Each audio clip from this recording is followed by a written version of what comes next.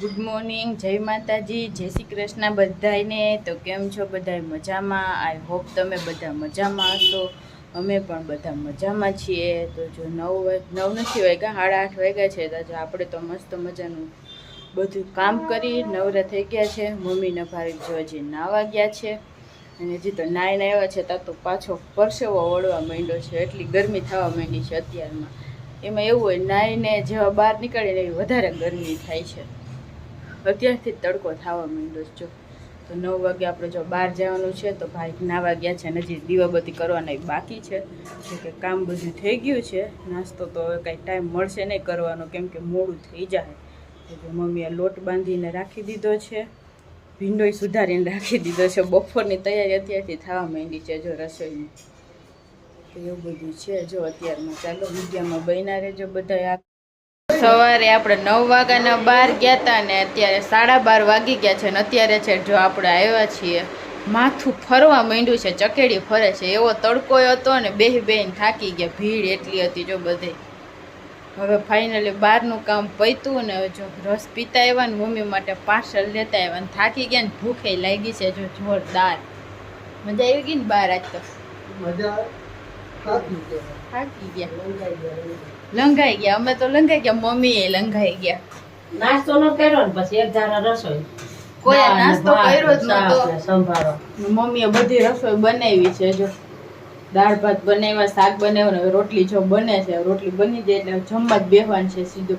3 માંથી એકોય નાસ્તો કર્યો નતો। અમે ઉઠીને સીધા નાઈ ધોઈને 12 વાગી ગયા। મમ્મી રસોઈ બનાવતા હતા જો, એ ઘરે હતા એટલે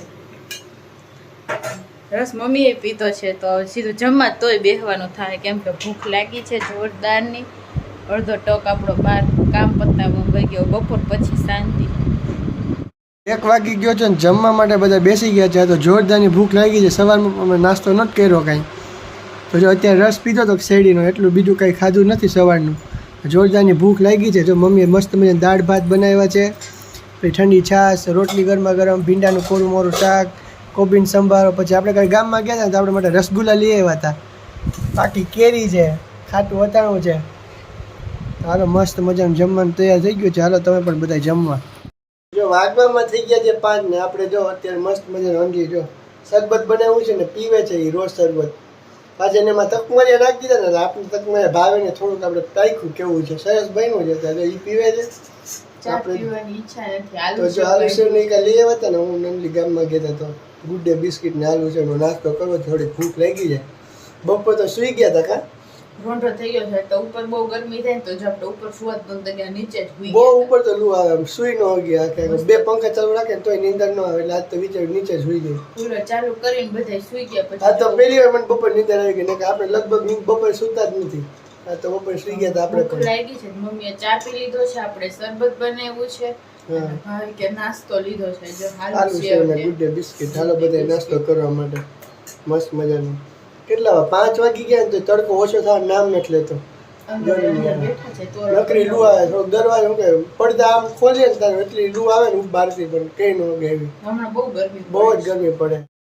તો જો રોંઢો થઈ ગયો છે ને આપણે નાસ્તો કર્યો છે ને તો નાસ્તામાં કઈ મજા નથી આવી। તો જો ભૂખ હજી પાછી લાગી ગઈ છે ને, દાળ ભાત ગરમ કરીને દાળ ભાત ખાવા છે ભાવિકને, કેમ કે જેઠાલાલ જોઈએ છીએ ને બેઠા બેઠા। તો જેઠાલાલમાં નકરું જમવાનું આવે ને તો ભાવિકને ભૂખ લાગે, એમાં જલેબી ફાફડા હોય એટલે આનું મોઢું તો ખુલી જાય કા। માછીને ઉડાડવામાં ઓછી ભૂખ લાગતી, મને આજે ભૂખ વધુ લાગી છે। જમવાના વિડીયો જોતા હોય તો ભૂખ જ લાગે ને, નકરું ટીવીમાં એવું જ જોયા રાખે। જેટલા જોતા હતા તો ફાફડા જલેબી ને એવું આવતું હતું તો જોતા ભૂખ લાગી ગઈ। દાળ ભાત તૈયાર કર્યા છે ને, ગરમા ગરમ દાળ ભાત ખાઈ બને, દાળ ભાત હચવાઈ જાય બપોરના ઘણા રાતના કોઈ બધા ખાય નહીં, પછી કઈ ગરમ વસ્તુ બની જાય। રાતના તો હું બનશે કઈ નક્કી નથી। તો જો મમ્મી તો બહાર ગયા છે તો આપણે હવે, મારે તો જરાય ભૂખ નથી, 2 ચમચી ચાખી લેવું ખાલી, બાકી તો ભાવિક ખાહે દાળ ભાત ને સંભાળો। જો મસ્ત મજાની દાળ ગરમ કરીને મિક્સ કરી દીધા છે, ભાત આખો વાટકો ભરી દીધો છે, ભાવિકને ખૂટવાડવાના છે। તો જો મરચાં મમ્મીએ નાખ્યા છે તીખા, બાકી જો સંભારો છે, અને જો હજી એને ડુંગળી ખાવી છે તો એ ડુંગળી લેવા ગયા છે। કોને કોને દાળ ભાત આયરે કોબીનો સંભારો ને સાથે ડુંગળી કોણ જમે છે? ભાવિકનું તો જો આ ફેવરિટ છે, દાળ ભાત ને કોબીનો સંભારો। 5:30 વાગી ગયા છે ને, મમ્મીને આંટી ગયા હતા માર્કેટે બધું જો કરિયાણું એવું લેવા, તો જો બધું લઈને આવી ગયા છે મમ્મી. શું લેવા મમ્મી? જ્યાં કોલ્હાપુરી ગોળ છે અથાણાનો, પછી આ મેગી છે. મેગી એક જ પેકેટ નહોતી, મેગી પૂરી થઈ ગઈ ચણા હતી. ચોળ ગરમ છે, પછી આ મમરાની થેલી છે, પછી આ રાજાની ચા છે, પછી આ ડબ્બાનો ગોળ છે. મમ્મી જો અથાણા માટે અત્યારથી લઈ લીધો છે ગોળ. અથાણાનો ગોળ છે કોલ્હાપુરી. હા, અત્યારથી ગોળ લઈ લીધો છે અને આ અથાણા. ડબ્બાનો ગોળ. આ બાઉલ ચોર્યો હતો. લે. તો જો મમ્મી રાજાની ચા લીધી ને એના ભેગો જો આવ્યો છે. પેલા કપ રકાબીને આવતો કા મમ્મી? હા, હવે આવું બધું આવે. તો જો કેવડો મોટો બાઉલ આ આવ્યો રોજ સ્ટીલ. તો એ છે કે 20 રૂપિયા બાદ કરી દે કે 20 રૂપિયા કોઈ એટલા દાળમાં હું નથી ખાતો. મારા નાનો વાટકો જોઈએ. ગરમ ગરમ દાળ. એવડો મોટો વાટકામાં તું ખાશો, હું નથી ખાતો. કેવો સરસ. તારીમાં કોણ ખાઈએ? હાલો, તારે આ લાગે. એટલે પેલા ટાવર એકદમ ગોળા આકારે સરસ છે એકદમ જો. સાલિયા ટાઈપનું સાલ્યું જ છે એક જાતનું. તો જો મસ્ત મજાનું બધું મમ્મી લઈ આવ્યા છે એવું બધું. 9 વાગી ગયા છે અને મસ્ત મજાનું જમી લીધું છે અને જમીને જસ્ટ નવરા થયા ને ત્યાં ગોલાવાળા ભાઈ આવી ગયા છે અને જો ટાઈમે જ એન્ટ્રી મારીને ટાઈમે જ આપણને બે ત્રણ દિવસથી ભાઈને યાદ કરી દીદીને આવ્યા છે તેજુને યાદ કરતા હતા. દીદીને ને એને આ ખવડાવવા હતા પણ તે દિવસે જ ભાઈ નો આવ્યા જો તા સડીવાળા ગોલા ઓમ તો કે બહાર મળતા નથી જો અહીંયા એકદમ ખાટા મીઠા હાલો. 100 રૂપિયા વાળા ને 150 વાળા ને એવા મળે પણ આમાં મજા આવે ને એવી એમાં નો આવે 70-80 વાળો 100 વાળો લઈ આવો ને એમાં એવી મજા ના આવે. સડી વાળામાં મજા આવે ને એવી મજા ના આવે. તો કોને કોને બોલો પસંદ છે? આપણે મિક્સ કરાવ્યો ખાટો મીઠો મમ્મી ખાલી ઓરેન્જ કરાવ્યો છે જો મરચાં જો ઠંડા. મમ્મીને જ ખાલી જરીક ખાવા દે ભાઈ હમણાં લઈ લે કેમ કે મમ્મી ડાયાબિટીસ છે એટલે એટલું મીઠું ખવાય નહીં ને એમ લાવો લ્યો જરીક ખાવતો થોડોક તો ખાવતા જ